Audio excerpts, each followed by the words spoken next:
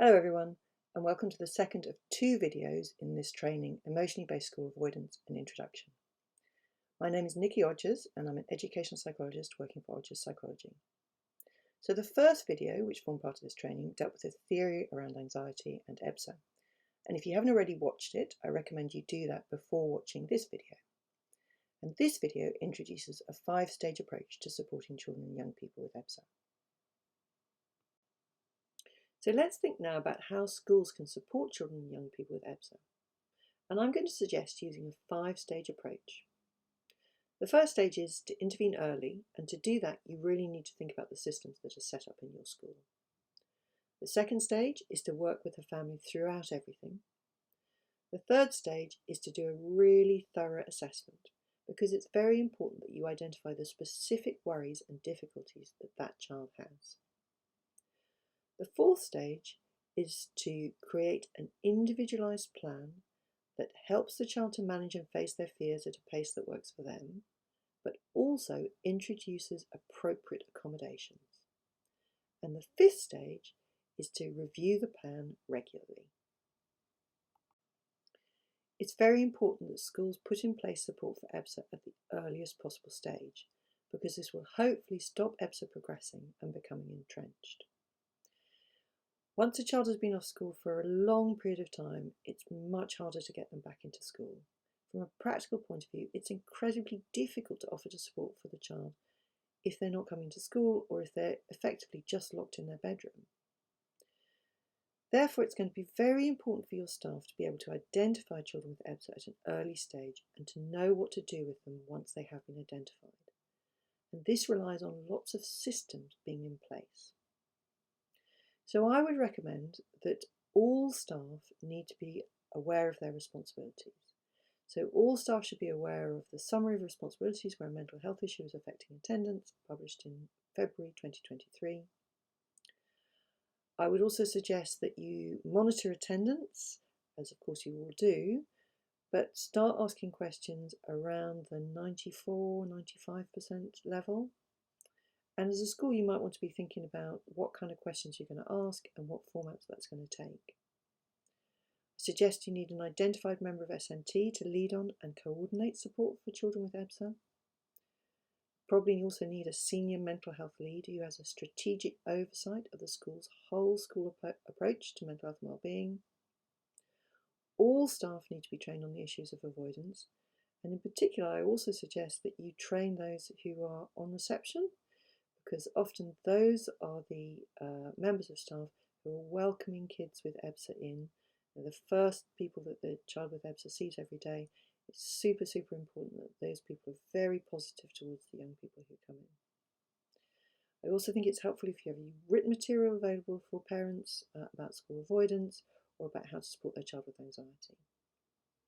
Additionally, I think if you want to think about really early intervention, you might want to proactively plan how to make school feel safer for groups most at risk. And for that, I'm really talking about children with autism.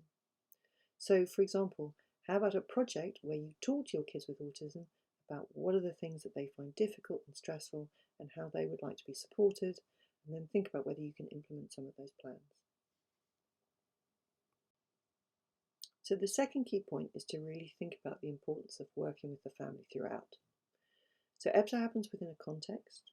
So it's helpful sometimes to think about there's a system of a child, the family and the school, and also the wider context in general. And all of the different parts of the system, so the child, the family and the school, interact continually. They don't function in isolation. And the actions of one part of the system affects the other parts of the system. So if one part of the system is perceived negatively by the other parts of the system, this will have an impact. If one part of the system feels blamed, that will have an impact. So when a child becomes anxious about attending school, sometimes schools can understandably feel really frustrated at the young person, or sometimes even the actions of the parent, because they know objectively there's usually nothing to be really frightened of. But then the parent, who is almost certainly already feeling really anxious and defensive, can then sometimes feel blamed and then can become increasingly protective of their child. And the child can then pick up on the parent's feelings and then this can then cause them even more anxiety, and then the whole relationship can break down. And instead of working together, what can happen is the parents and the school can end up in loggerheads.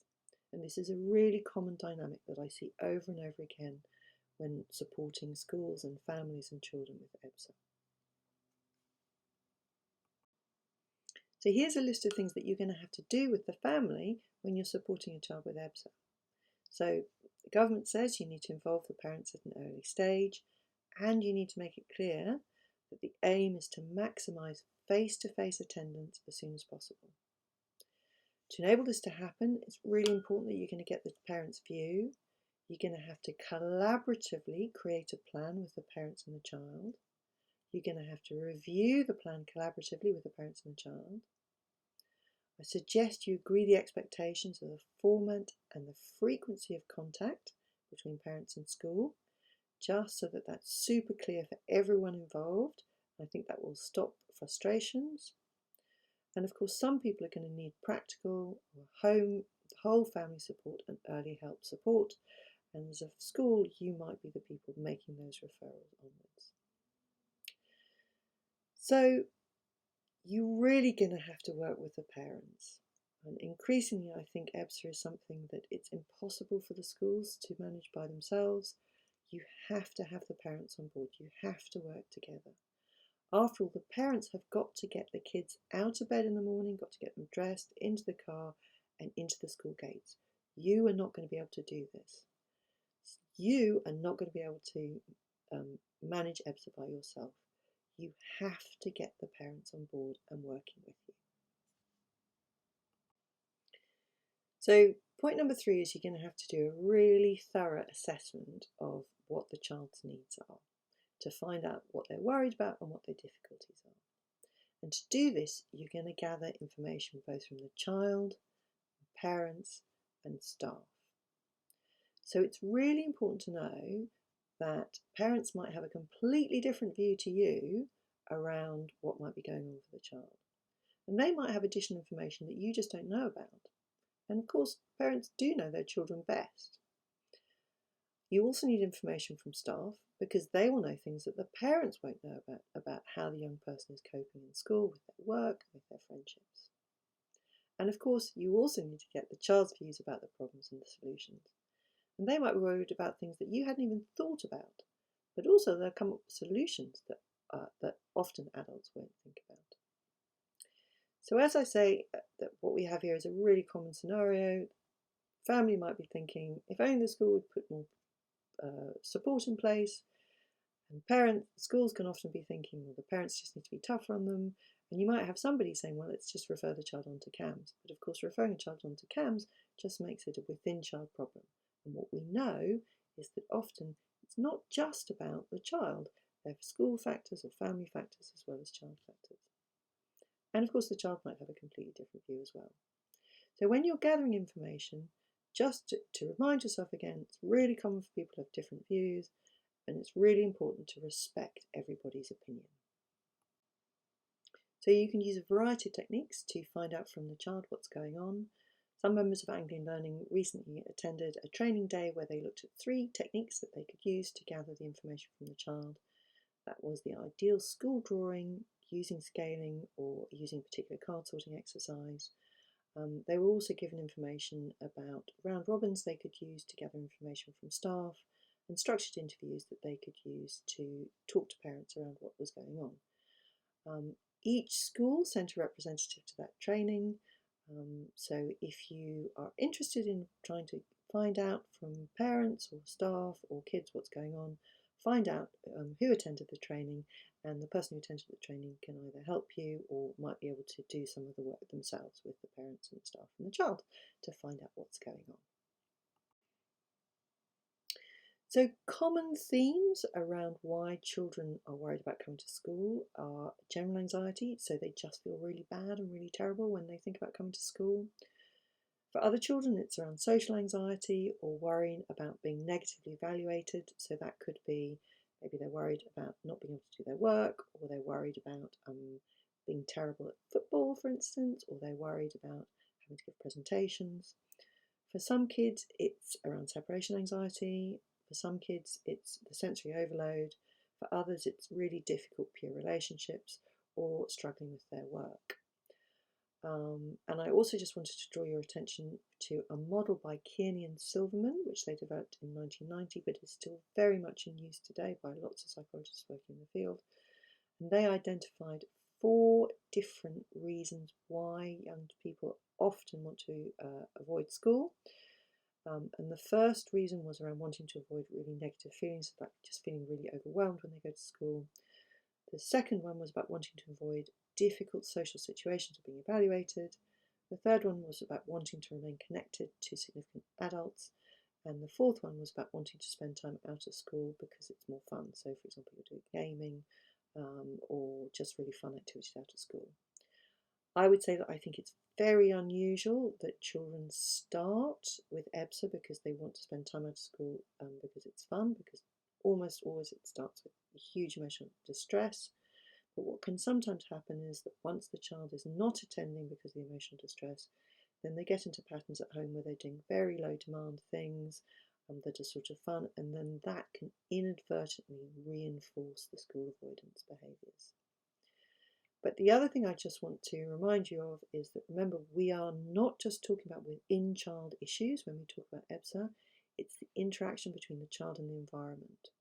So, for example, a child with separation anxiety, a child might be worried about leaving their parent because they're finding the school environment so difficult in some way, and they see their parent as a source of support for something they're finding really tricky. So a child with sensory overload might have been able to cope absolutely fine in a relatively small, cosy primary school, but suddenly when they go into this big, noisy, chaotic sensory school, actually that's when it becomes really tricky. Or a child might have difficulties with their work, but those difficulties might not have been identified by the school, and appropriate interventions might not have been put into place. So all the time, don't just think, what's the issue with the child? Think about, okay, there's issues with the child, but is there environmental stuff that's going on as well that also makes things really tricky? So some strategies are probably going to help most young people with emotion-based school avoidance. And these strategies are designed to help the young person feel more supported in general at school, to have more certainty about what might happen, and to increase their confidence in their ability to cope. So I would say absolutely the most important thing that you need to put in place for these young people is a key person for them to build a really trusting relationship with in school. Okay? I think it's also really important to have a really positive start to the day. So that involves being genuinely welcomed into school, which is why it's so important to train up your receptionists so that they know how to make that really positive welcome. Because what you don't want is for a young person to come into school after a real struggle and to somebody to have a go at them because they're late. It's just going to end in disaster. Another really positive way might be to start the day, might be to start off with a really calming activity at the start of the day. So, for example, in one of the schools I've been involved with, they had a number of kids with EBSA as a primary school. So what they did was they had a little Lego club, and the kids would come in and they would do Lego club, and they would have a nice hot chocolate, and they would just all sit together and do something lovely and calming at the start of the day that just reduced the anxiety. It was a lovely positive thing that children actually came to look forward to and enjoy. I also think it's really important that you create predictability and routines. Okay, so you need to set up a really clear routine about how you're going to start the day. I suggest that with most kids that you have a meet and greet, and where possible that's the same person at the same time, using exactly the same welcoming routine every day. The other thing I suggest you do is that once you go through the meet and greet, you have your lovely calming activity, then what that person does is they sits down with the young person and they just go through the timetable that the young person is going to be doing that day. So the child knows exactly what's going to happen, and you can also pinpoint any points that are going to be of particular worry to the child, and then you use that as an opportunity to problem solve any issues that the child foresees. The fourth thing I would do is really proactively plan how to support with the anxiety. So as I said, Identifying the potential problems beforehand is really important, and problem solving in advance so the child knows what is going to happen or what they could do to deal with anything they're worried about. I also think that what you should do is you should get the child to think about what they're going to do if they start feeling worried during the day. So what are the calming strategies they can use in advance? So are they going to do breathing? Are they going to go and find a friend? Are they going to go and find an adult? Where are they going to go and find the adult? Are they going to use distraction techniques? Like, what are they going to do? So a couple of activities so that they feel equipped and skilled as they go out to head in the school day. And then also I would just build in opportunities throughout the day to just check in with them and to think about how they can reduce any levels of anxiety that have accumulated over the day. So that might be sensory activities, it might be sensory circuits, it might be sort of brief times out throughout the day, just so that you're checking in already and hopefully you're reducing it so it never reaches total panic point. Just providing the universal accommodations on the previous slide will almost certainly not be enough. So remember, the young person is avoiding school for a reason, so something is causing them extreme distress. Unless you've identified what this is and have put in place accommodations to support with this, things will be unlikely to shift. Sometimes children's fears appear to be over-exaggerated, but sometimes their fears are based on reality, and we need to address this. So this is why it's really important to have identified exactly what the problems are. So we'll find some children are really worried about social experiences. So what are the sorts of things we could do with a child who is worried about social relationships and things going wrong? So it could be that what we want to do is set up a friendship group if they haven't got any friends, so they can do an activity supported by an adult with a couple of other people based around their interests. And they can do that during break time and lunchtime, which is often the times of the day when these young people are really worried about. We could also see if we could set up a buddy system so these kids are not by themselves, if that's what they're worried about. Or maybe just a quiet place where they could go and retreat to in lunchtimes and break times. Some children with autism might have difficulties with social understanding, which could be contributing to their social anxiety. So for those kids, we want to help increase their social understanding. So we might be using things like social stories, or comic strip conversations, or even social behaviour mapping to really help them understand what's going on in particular situations and unpick things, because sometimes they've just got the wrong end of the stick, and those wrong end of the sticks can sometimes can contribute to what they're so worried about. Some children who lack confidence or lack skills in perhaps initiating friendships with others or taking turns with others or sharing the sorts of things that get in the way of social friendships. Maybe we want to do a bit of role playing with them or just helping them practice a few skills that are going to help them develop their social relationships. Some children are actually quite socially skilled, but they just lack confidence in their own abilities or themselves, and that makes them very reluctant to put themselves forward and to initiate interactions with others. Those kids might really benefit from support on developing their confidence, and if you have an ELSA in your school, then actually that's the sort of thing that ELSA can help with around building self-esteem. Obviously, if there's any bullying going on, then you need to come down on that with a ton of bricks, and you need to make sure that you follow it up so that it doesn't come back in after you've initially sorted it.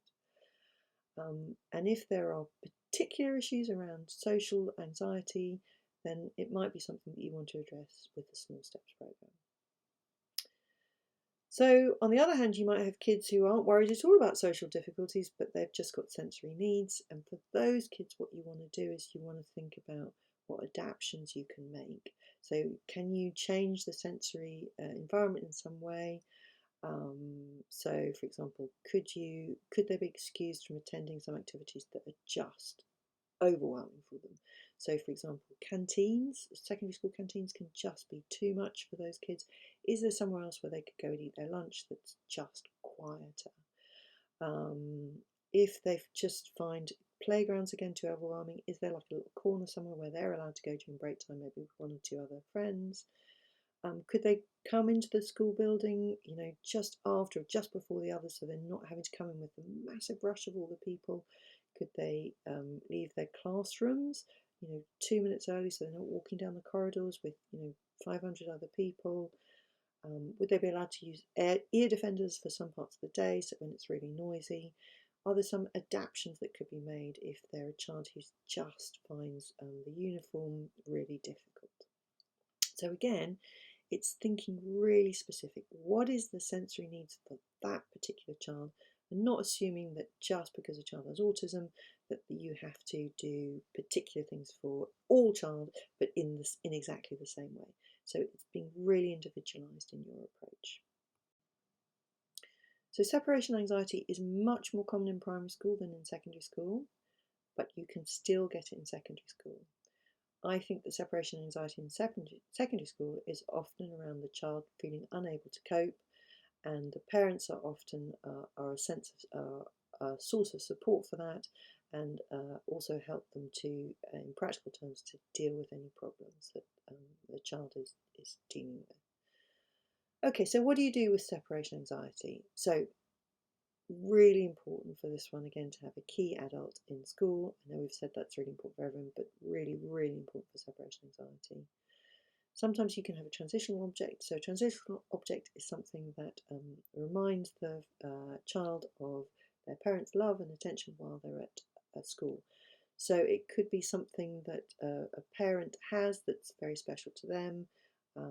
So it could be a picture of a parent, or it could be a scarf of a parent, or it could be sometimes you put a little dab of mum's perfume onto the child's wrist that they can smell, and that reminds them of mum and reminds them that mum is thinking, dad is thinking of them when they are still at school. So for young children, there's the Invisible String book, which is a lovely book. I'm sure lots of you know already about, even though we're separated by space, we have an invisible string that connects us to the people we love. And there's also an invisible string activity book, which is great, got loads of activities that perhaps your ELSA or your TA could do with a child with separation anxiety. Sometimes when a parent is dropping off a child and the child becomes very distressed about leaving their mum, that can make the parent feel incredibly anxious themselves, and then sometimes that can really show on the adult's face, on the parent's face, and then that can feed into the child's anxiety as well, because if mum's anxious, then there really is something to be worried about. So there might be something where I'm working with parents to establish a set routine for saying goodbye and building their confidence as well, in letting them know that you're going to be supporting their child and is going to be fine, and the child is going to be able to cope. So as I said, with older children also, sometimes parents are really important because they're the people who solve the problems. So with older kids, what you want to be looking at is teaching them problem-solving skills so they can solve their own problems. And we'll talk a little bit more about how you teach problem-solving in just a sec. Sometimes also you might want to be offering support to other families as well, because sometimes children don't want to separate from their parents because there's stuff going on at home that's really difficult. So for example, experience of trauma or domestic violence or bereavement, and children can often feel very worried about leaving their parents in those situations. That's absolutely not to suggest that every child with separation anxiety has a family of trauma, domestic violence, or other those kind of issues. But you might find that there are some, and if there are, then you need to refer on to other agencies as well. Okay, so then also you might have children who have difficulties with the work, and obviously there again, that's really important that you are providing appropriate support for the work. So you have to make sure that the work is differentiated to the appropriate level for them. You need to think about what additional support you might be able to offer for literacy or numeracy. Often you have kids who've got working memory issues, so they might be able to do the literacy and numeracy, but they cannot remember for the life of them what you've asked them to do. So you need to make sure that you write down the instructions for them. If they've missed school, you might need to be offering some bit of catch-up tutoring so they can cover the work missed, so they stop being worried about that. And of course, some kids will have these executive functioning difficulties around planning and organising that just makes their life very difficult, and they might need a little bit of support with that. So once again, remember what we're saying, which is that you don't have to provide all of these interventions for all of these children. What you need to do is identify exactly what the problem is for that particular child and make sure you have put in the necessary support to address the particular needs that you have identified for those young people. So as well as providing accommodations to support the child with some of the realities around things that are difficult for them, you also need to help the young person to manage and face their fears at a pace that works for them. So remember, when somebody is anxious, their thoughts, feelings, physical sensations and behaviours can all help to maintain the anxiety. But if you change one aspect of thoughts, physical sensations, feelings or behaviours, then potentially you can change the others. And when we're working with kids who are worried about attending school, our main goal is to help them feel better about being able to cope with the things that make them feel worried. So before we look in detail about how to support young people with EBSA with their anxiety, it's worth saying that lots of these kids, and also many others, may need support to understand and manage their emotions. And I think the ruler framework is a really great framework for thinking about all the things that children need to learn with regard to their emotions. So the ruler framework was designed by somebody called Mark Brackett, who is from Yale University. So R stands for recognising emotions in oneself and others. So does the young person know how they're feeling? Do they know that that sweaty, heart-thumping sensation means that they are feeling anxious?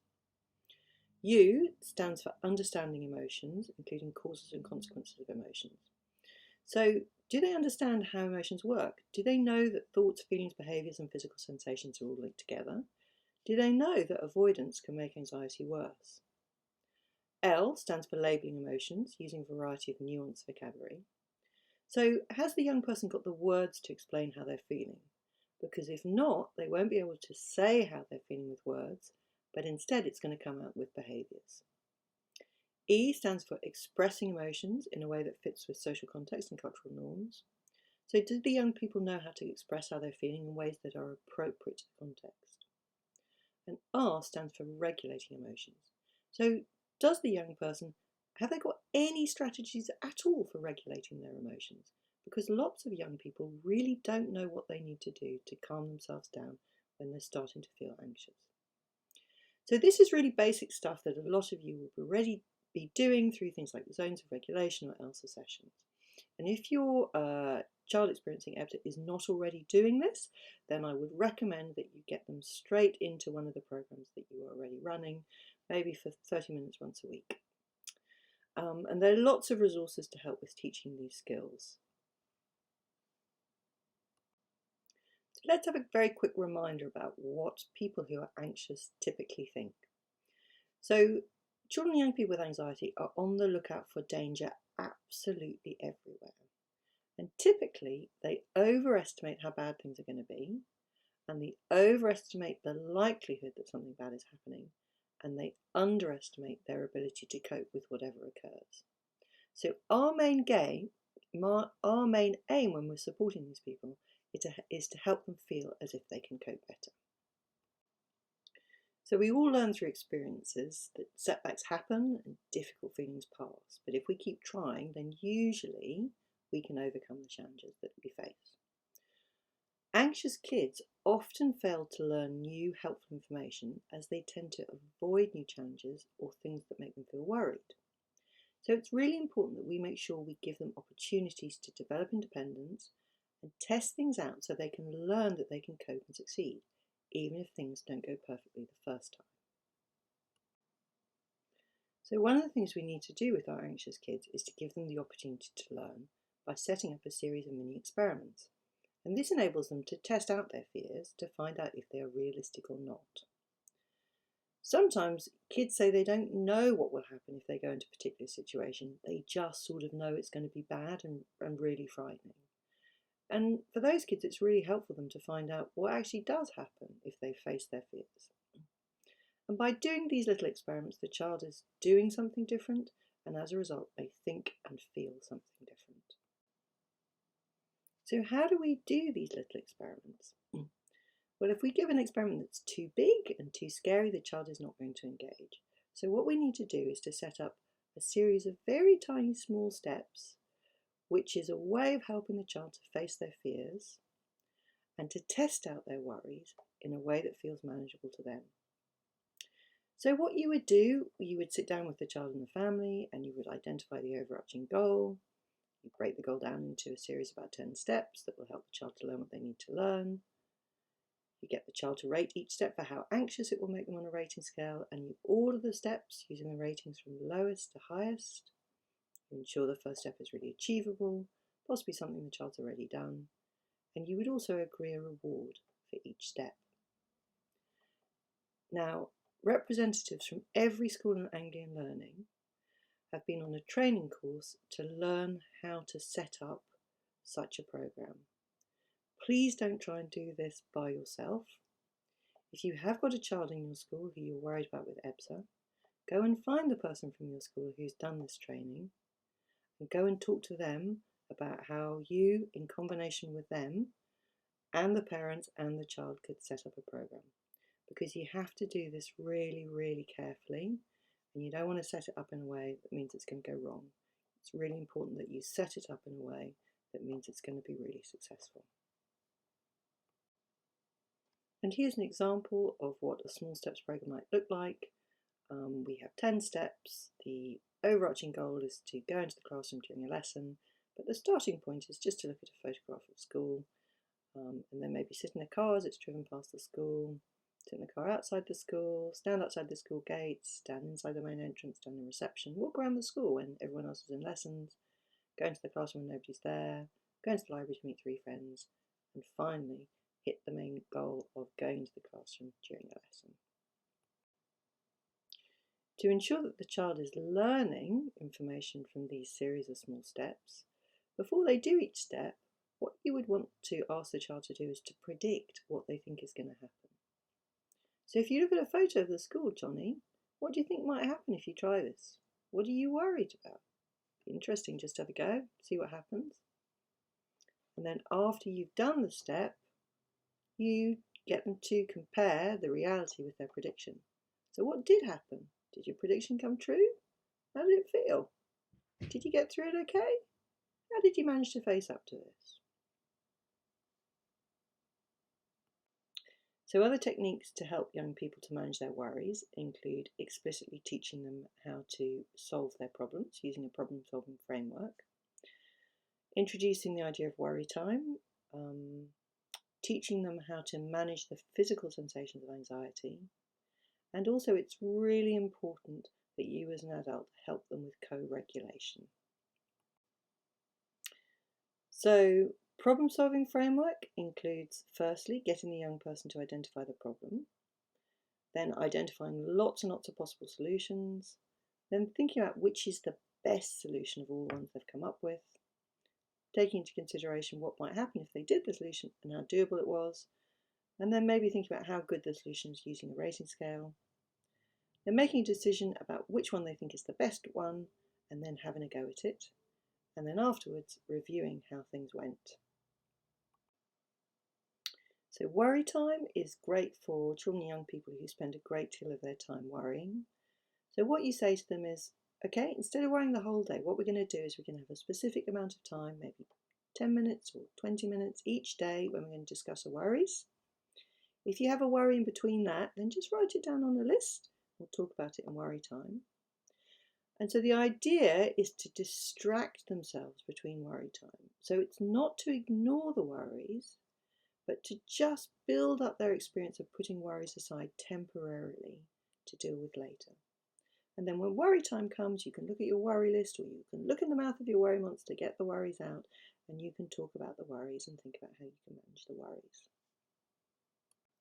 And you can also help the young person to manage their physical symptoms of anxiety. So that's when they feel like their heart is beating really fast, they're feeling really sweaty, and they're becoming very distressed about the physical symptoms. So your aim here is to shift the focus away from the physical symptoms and onto something else. So for example, you could be saying to them, okay, let's see if we can see blue things around us. Let's count how many there are. Or you could say, right, come on, let's think about 20 names beginning with the letter A. So with older children, you can do experiments with them. So do it when they're calm, and then get them to focus on something that makes them feel anxious. So think about going to school.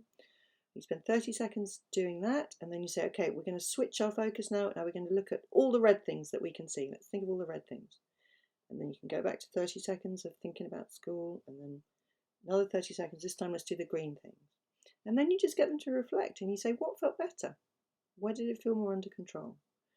And hopefully that will help to them to understand that actually this distraction technique is a really good one for helping them to manage their physical sensations.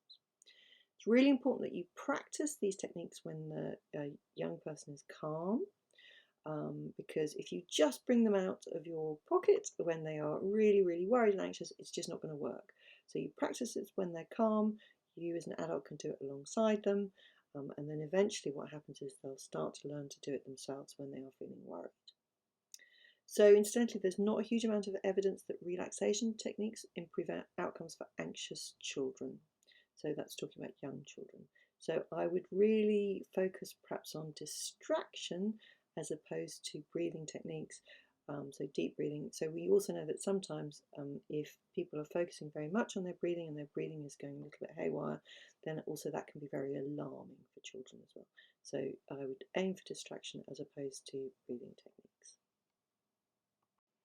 So another point I want to talk about is when you're dealing with a child who's really anxious, then it's really important for you to think about co-regulation. By that I really mean sharing our adult calm, because that is how children learn to manage their feelings. So how do you do this? So when you see a young person, or you're with a young person who's really anxious, what you can do is you can show empathy. So you can say things like, I can see this is really, really hard for you at the moment. And then you normalise the feelings. So you would say something like, lots of children get anxious. It's really normal when people feel worried that they feel really sick and their heart beats really fast and they feel really panicky.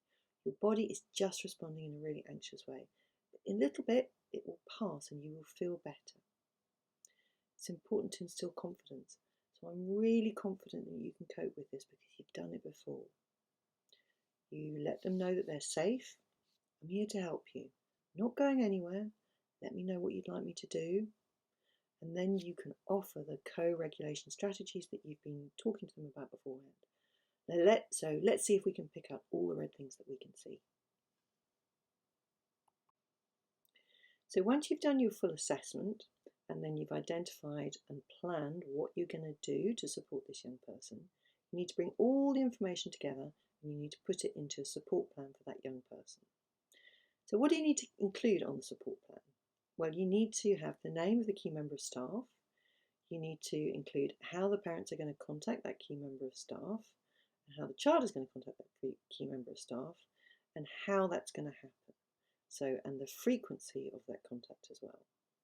You also want to include in it some of the things that are getting in the way of the young person attending school, but also the things that are encouraging them to go to school. So the things that are going well, or the things that they're looking forward to if they're returning to school. You might want to also include about how the young person feels about returning to school if they've been out for quite a long time, and what the young person thinks they need support with. You also need to include when the plan is going to be reviewed. You also want to include what accommodations you have been put in place to support the young person in school to cope with any difficulties that they've experienced, and also how the young person will be supported to manage and face their fears at a pace that works for them. You need to include details of any small steps programs and a record of what the young person has learned through doing any exposures. You might also want to include a reminder of what coping strategies the young person can try if they feel overwhelmed. For example, worry time, checking their thoughts, problem solving. And also you might want to include other sources of help that are available for them. So that might be any apps they're using, CAMS, support, Childline, anything like that. It's really important that you then give the young person a copy of this report, of this plan, because this is going to help them feel confident that they are able to cope and they will know what support has been put in place for them. So the plan that you have devised for the young person should be reviewed by parents, child and staff every week. And later, when things are going well, then you can review it less frequently. So during the review, it's an opportunity to celebrate success, to think about what's been learned, and to problem solve any difficulties. If you don't do the regular reviews, then what's likely to happen is that things will become stuck. So that's when you might have a child who you've managed to get into school, but might now be sitting in the library, unable to get into lessons. So it's really, really important that this planning document is a working document that gets referred to and reviewed on a very, very regular basis. So thank you for listening to this video. If you want, you can download the PowerPoints for this video and also the previous video. All you need to do is scan the QR code. You need to sign up to my mailing list to enable you to do this, but you can unsubscribe immediately if you want. So subscribe, download the materials, and then unsubscribe straight away. Alternatively, if you want to have more information sent to you as part of my mailing list about issues such as school anxiety, managing emotions, supporting children with friendship, feel free to keep your name on the mailing list.